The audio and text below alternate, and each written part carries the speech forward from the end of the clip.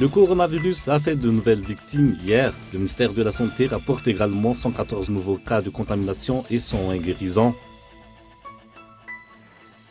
Face à la confusion et la division concernant le vaccin contre le Covid-19, le président de la République s'en remet à l'avis de l'Académie de médecine.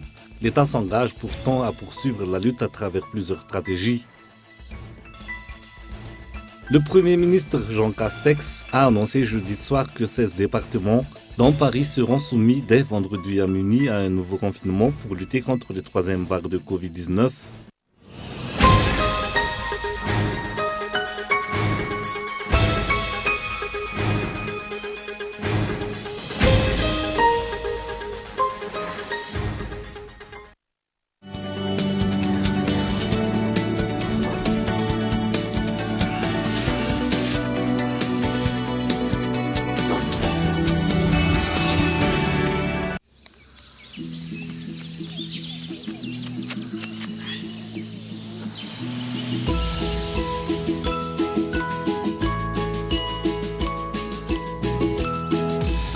Lehibe miaraka amin'ny Canal Plus. Loka maro no miandry anao, izay anao abonnement na réabonnement.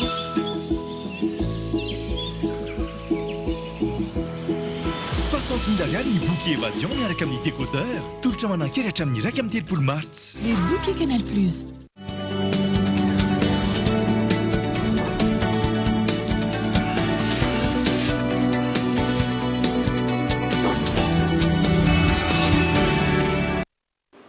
Bonsoir à tous et bienvenue dans cette édition du journal en version française sur Cool TV. À la une de l'actualité de ce jour, 2 autres patients ont succombé au coronavirus selon le rapport du ministère de la Santé. Dans ce même registre, 114 nouveaux cas de contamination ont été décelés parmi 752 tests. Parmi ces cas positifs, 70 ont été détectés dans la Nalamang, 17 dans la Nalanzuruf, 11 dans le Diana, 4 dans la Lotchamangour, 3 dans le Bouigne, 2 dans le Ménabé et 1 chacun dans la Haute-Matiach et le Sofia. Les décès ont été déclarés dans le Diana et la Tsimouandjefan. Actuellement, 922 patients sont sous traitement et le total des décès dus au coronavirus est de 340 dans toute l'île. Et face à la confusion et à la division concernant le vaccin contre le Covid-19, le président de la République s'en remet à l'avis de l'Académie de médecine. L'État s'engage pourtant à poursuivre la lutte à travers plusieurs stratégies. Les détails. Alors que la plupart des pays dans le monde entier sont sur le point de revenir au confinement, Madagascar sauve ce qui peut encore l'être en insistant sur le respect des gestes barrières. Le président de la République a demandé l'avis de l'Académie nationale de médecine en ce qui concerne la lutte contre cette pandémie, plus particulièrement l'usage du vaccin. Dans sa correspondance à l'attention de l'Académie de médecine, le président de la République a évoqué tous les rapports relatant les effets néfastes du vaccin actuellement en circulation, plus précisément en France, en Espagne, en Italie, en Allemagne, au Danemark, au Norvège et en Islande. La suite de cette question cruciale sera connue à l'issue du discours du président de la République demain. Et pour les personnes répondant négatifs au test du Covid-19, le problème ne réside pas dans le résultat immédiat, mais dans la durée qui s'est écoulée avant le dépistage et celle en attendant le résultat. Reportage de Nela Ranefson. Une personne peut se révéler négative au test du coronavirus alors que le virus est en phase d'incubation dans son organisme. L'exactitude ou non des résultats dans l'immédiat n'est donc pas imputable aux soignants, mais il faut que les personnes présentant des symptômes suspicieux consultent des médecins. Test négatif. Il nous est déjà arrivé d'avoir constaté un résultat négatif à l'issue d'un test de cette maladie. Il existe, en effet, des gens répondent négatifs au test alors qu'ils sont contaminés. Nous invitons donc les gens à ne rien attendre pour se faire soigner dès le moindre symptôme.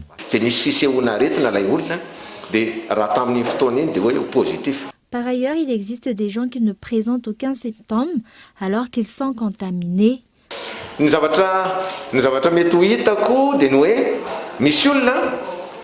Étant donné que les formes asymptomatiques existent, La première mesure à prendre, c'est que chacun fasse attention dans le respect des gestes barrières et se fasse dépister au moindre doute.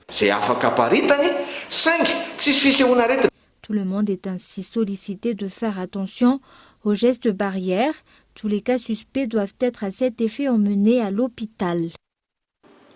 Et 4,2%, telle est la régression de la croissance économique malgache en 2020, due à la propagation du Covid-19, une situation qui risque de s'empirer si le pays entre de nouveau dans un reconfinement. Les entreprises privées, de leur côté, craignent le pire dans la continuité de leurs activités. Les détails dans ce reportage. Cet hôtel et restaurant, 6 dans la capitale, a enregistré plus de 50% de pertes dues à la propagation du coronavirus. Les conséquences, ça a été une perte au moins évaluée à 50% de pertes. Sur l'hôtel, ça a été une catastrophe, c'est au moins 70%, et la restauration, c'est 50% grosso modo de pertes. Oui, on a réduit un petit peu, et puis tout ce qui était contrat en extra, on a mis un terme à ces contrats-là, oui. Ouais. Là, ça commence à aller un peu de mieux en mieux, malgré qu'il n'y a pas de vol, on n'a pas de touristes extérieurs. Ça va, on arrive à travailler avec les locaux, les gens de la côte qui viennent sur la capitale. Mais bon, ça reste toujours un équilibre assez fragile quand même. Si actuellement, les entreprises privées commencent à améliorer leur chiffre d'affaires pour compenser les pertes engendrées par le Covid-19, la possibilité d'un nouveau reconfinement risque d'empirer la situation. C'est un peu dur à dire, mais je pense que là, ça va vraiment être de plus en plus compliqué à survivre. Mais là, on ne sait pas l'impact réel que ça aura. Bon, là, ça va être au moins du 70%. Si on n'a plus les touristes, on est reconfiné, la peur des gens aussi de se mélanger un peu plus, là ça va être très dur, très très dur. Non, on n'a pas de pré-solution, comme ça nous tombe un peu dessus au jour le jour, donc on s'adapte au jour le jour, quoi. On s'adapte tant sur les tarifs que sur des offres promotionnelles ou quelque chose comme ça, mais on s'adapte au jour le jour. C'est du jour le jour maintenant, un peu. On essaye de garder nos effectifs sans devoir licencier, sans mettre au chômage technique. Mais après, on va voir ce qu'il va dire samedi. De là à dire jusqu'à quand on peut tenir, je ne sais pas. Si ça reste un peu comme ça, on peut tenir jusqu'à la fin de l'année. Mais c'est sûr, si ça dure encore 1 an et demi, 2 ans, là, on travaille un peu pour rien, quoi, en fait, au final. On se fatigue pour rien. Juste pour maintenir un équilibre juste. D'après les statistiques, près de 1,4 million de personnes ont basculé dans l'extrême pauvreté en 2020 en raison des pertes d'emplois dans les secteurs clés de l'industrie et des services, ainsi que de la perte soudaine de revenus pour les travailleurs informels affectés par les mesures de confinement dans les grandes villes. L'impact combiné des perturbations du commerce mondial et des mesures de confinement à Madagascar a entraîné une contraction du PIB de 4,2% en 2020. La dette publique est passée de 37,4% en 2019 à 45,1% en 2020. Un aperçu des statistiques prouvant les impacts négatifs du coronavirus dans l'économie malagasy, des conséquences pouvant doubler si des mesures ne sont pas prises à temps, explique un économiste. Jusqu'ici, le respect des gestes barrières reste le seul moyen efficace pour éviter la propagation du coronavirus, afin d'éviter ses conséquences, notamment sur le secteur économique. Et avant de passer aux actualités internationales, la corruption commence à gagner les secteurs de l'agriculture et de l'élevage. Selon le Transparency International, les actes corruptifs résident surtout dans l'obtention des permis de pêche et d'exploitation des terrains de culture. Reportage. Les secteurs de l'agriculture et de l'élevage ne sont pas épargnés par la corruption. Selon les résultats des études menées par Transparency International, 59% des opérateurs dans la filière langouste et 39% des opérateurs dans les cultures de rente, comme le café, la vanille et le girofle, se plaignent de pratiques corruptives. Taux de participation annuel de 90%. La concussion domine. Le taux de participation est de 90%. La valeur de la corruption peut atteindre plus de 15% des droits normaux. Les droits normaux, comme nous le savons, 60 000 milliards de redevances pour un marieur, alors que pour accélérer le permis de mariage, il paye plus de 60 000 milliards jusqu'à 70 000 milliards alors. 70 000 milliards, De ce fait, la société civile a avancé des suggestions aux responsables de la lutte contre la corruption dans le secteur de l'élevage et de l'agriculture. Et place maintenant aux actualités internationales. Le Premier ministre Jean Castex a annoncé jeudi soir que 16 départements dans Paris seront soumis dès vendredi à minuit à un nouveau confinement pour lutter contre la troisième vague de Covid-19. Ces nouvelles mesures de freinage massif seront cependant moins strictes que le premier confinement national d'il y a tout juste un an. Reportage de France 24. Le gouvernement avait préparé les esprits depuis plusieurs jours. Le Premier ministre confirme de nouvelles restrictions pour plus de 20 millions de Français dans 16 départements. Dans ces 16 départements, de nouvelles mesures de freinage massive de l'épidémie interviendront à compter de ce vendredi soir minuit et pour 4 semaines.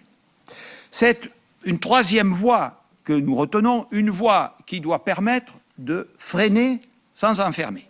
Voici donc la nouvelle carte des zones confinées, ici en rouge. Sont concernés tous les départements d'Île-de-France et des Hauts-de-France, mais aussi l'Eure, la Seine-Maritime et les Alpes-Maritimes. Se déplacer dans d'autres régions sera interdit si l'on habite dans ces zones en rouge. Dans les départements confinés, pour sortir de chez soi, une attestation sera de nouveau obligatoire, avec une particularité cette fois. Toutes les activités extérieures sont autorisées à moins de 10 km de chez soi et surtout sans limite de temps. Des mesures saluées par le corps médical.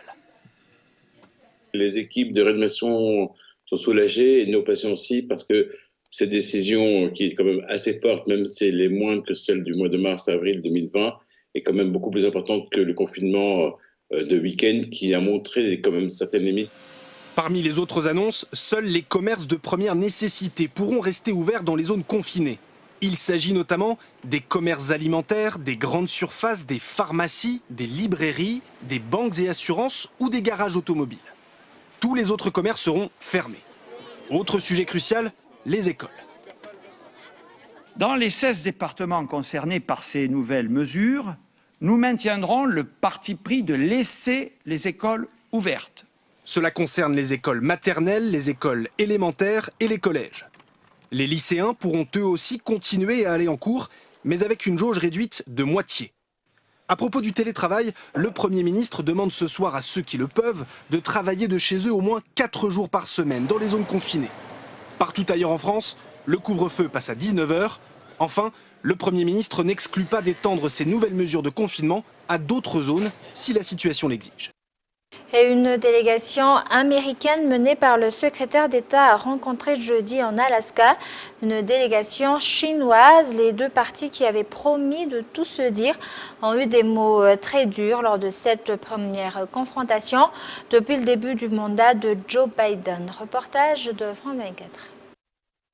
Froid, glacial, à l'extérieur comme à l'intérieur.